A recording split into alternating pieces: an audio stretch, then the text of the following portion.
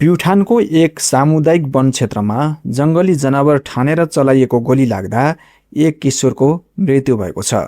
घटनामा संलग्न 4 जनालाई प्रहरीले पक्राउ गरी सार्वजनिक गरेको छ।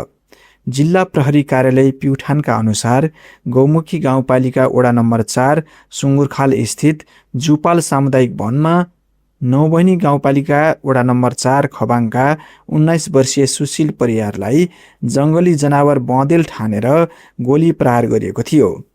उपचारको क्रममा उनको चैत्र 30 गते मृत्यु भएको हो। प्रहरी निरीक्षक हरि भट्टराईले जानकारी दिए अनुसार घटनामा संलग्न मुख्य आरोपी गौमुखी वडा नम्बर 4 खलाबाङका 27 वर्षीय वीरेन्द्र केसीलाई चैत्र 30 गते पक्राउ गरिएको थियो।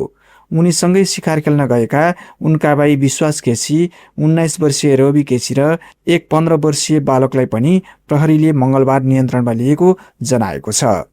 घटनामा प्रयोग गरिएका 2 थान भरुवा बन्दुक समेत प्रहरीले बरामद गरेको भट्टराईको भनाइरहेको छ।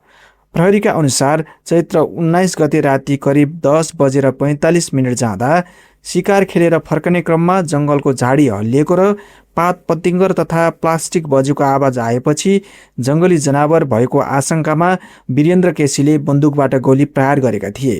गोली लागेर सुशील परियार र उनीसँगै रहेकी गौमुखी गाउँपालिका वडा नम्बर 4 की 18 वर्षीय किशोरी घाइते भएका थिए। घाइते दुवैलाई तत्काल उद्धार गरी जिल्ला अस्पताल लगिएको थियो। पछि थप उपचारका लागि लुम्बिनी सिटी अस्पताल बुटोल पठाइएकोमा परियारको उपचारको क्रममा मृत्यु भएको हो। घाइते किशोरीको अवस्था पनि अहिले खतरा मुक्त रहेको प्रहरीले जनाएको छ। घटनाको प्रारम्भिक विवरण अनुसार मृतक परियार आफ्ना साथी सञ्जु परियार दुर्जे दमाईसँग करिब 3.5 घण्टा पैदल हिँडेर उक्त वन क्षेत्रमा आफ्नी केटी साथीलाई भेट्न पुगेका थिए।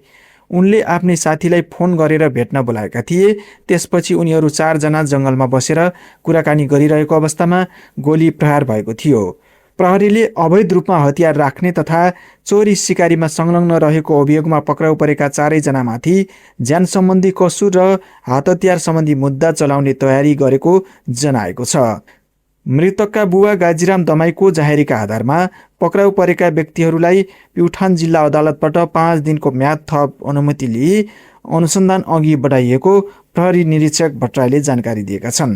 एउटा किप्याड मोबाइल फोनको कारण प्युठानको गोलीकाण्डको रहस्य उद्घाटन भएको छ। प्युठानको गोलीकाण्डको विषयमा एउटा पुरानो मोबाइलले रहस्य खोलेको छ। चैत्र 29 गते प्युठानको जङ्गलमा भएको रहस्यमय गोलीकाण्ड अन्ततः एउटा साधारण किप्याड मोबाइलका कारण खुलेको छ। गौमुखी गाउँपालिका वडा नम्बर 4 सुँगुरखाल स्थित जुपाल सामुदायिक वनमा राति करिब 11 बजे गोली चल्दा नौबनी गाउँपालिका 4 खबाङका 19 वर्षीय सुशील परियारको ज्यान गयो भने उनीसँगै रहेकी 18 वर्षीय किशोरी घाइते भइन्। उनको बुटोल स्थित लुम्बिनी सिटी अस्पतालमा उपचार भइरहेको छ। प्रहरीले घटनास्थलमा पुग्दा पुरानो डिजाइनको किप्याड मोबाइल फेला पार्यो। त्यही मोबाइलमा लगातार फोन कल आइरहेको थियो। त्यही फोन नै अनुसन्धानको टर्निङ पोइन्ट बन्यो। फोनबाट पुग्यो प्रहरी अभियुक्तसम्म। फोनको विवरण ट्रेस गर्दा मोबाइल गौमुखी 4 खलाबाङका 27 वर्षीय विक्रम केसीको भएको पुष्टि भयो।